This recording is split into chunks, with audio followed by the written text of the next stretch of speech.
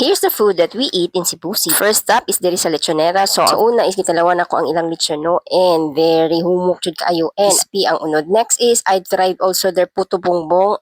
Dili kaayo ko satisfied. For the lechon, I gave 8 out of 10 and for the puto bongbong, I gave 6 out of 10. Next, to celebrate kaya Dal's birthday ni anime diri para mga on diri sa Tongyan, Steels SMC side and gitry na mo ni ilang sangyupsal. No, this is our first time nga mukaon sa ing ani no, pero daghan kay siyang variety of food kay unlimited naman gud ni siya pero wala na nako na videohan tanan no kay sa agi sa among kagutom kay gikan magud mi ani sa safari. In fairness sa ilang beef diri nga meat no kay humok lagi kay mura jud akong gibalik-balikan og sugban lami jud dining sangyupsal no. On our last day sa Cebu is gihanggat mi nga mga tuda mig SNR to try their gigantic pizza and also nag-order sa mig chicken isa ka bucket pero sinaydos dili siya manghatag kay lamian daw siya sa chicken and we try also their drinks nga unlimited. As a person na naa lang sa bukid no nga dili jud kay ko mahilig og pizza, isa lang ka pizza ang akong nahurot ani no. So ang uban ani kay gidala jud namo agi sa kadaghan og sa kadagko di jud namo mahurot og kaon. But I like the cheesy part sa ilang pizza. After the SNR kay na ako i-meet up diri sa IT Park so diri na lang mini adto sa Sugbo Mercado and I'm so happy pagkasulod ako kay nakakita ko tanghulo so walay pagduha-duha ni palitin ko kay I wanna try kay ang fresh nga prutas kay gikutra di ay siya sugar no lami siya para na ako kay ihaw man ko agi atong tanghulo no agi sa iyang katamis siguro to so we try this lemon ko. Ang Sugbo Mercado di ay kay store siya og mga food pero variety from Filipino, Chinese, Korean, daghan siya no. Gilibot-libot na mo ang Sugbo Mercado kina mi aning mini kicker snack. So, nag-order ko kay nakabasa man kog na ay tofu, fried tofu. So, akong gitry lami man dahil ng fried tofu. Pero naadyo ko isa nga stall nga nakita dyan sa akong mata nga nag-blink-blink dyan akong mata. Kaya ako naman gudi siyang gipanig. Kani ba reb? Ay nga steak, I wanna try. So, nag-order me for 360 na siya. Duha ka cup nga rice. So, ing ana siya no. And then the meat. Model na siya yung reb. Ay, pero wala na satisfy akong expectation ba. Lahi ang nasa akong mind. Lahi ang output nga nabutang diya sa akong table. Anyways, after the Sugbo Mercado is naglakaw-lakaw na mino so nakita na mo ang Ayala Mall. Dili dahil gidala sa among friend no. Then and De Luca to try their coffee daw and some pastries. So walay pagduha-duha, gitry na din ang coffee and nag-order ko anig latte pero pait-pait man ang latte. I don't know and don't order the shake mango. Lami biyang mango shake. Actually ang place kay nice siya kung magchika-chika mo no kay dili jud siya sa hilom jud kay siya as in makadungog jud mo bisag daghan kay tawo kay hilom. I also try this cake nga gipalit na mo sa SNR no kay nag-buy one take one ni siya. So while waiting ang mga adto nami sa airport kay pauli nami ani gigutoman mi oy. So akong gitry ni in fairness lami man ang cake oy.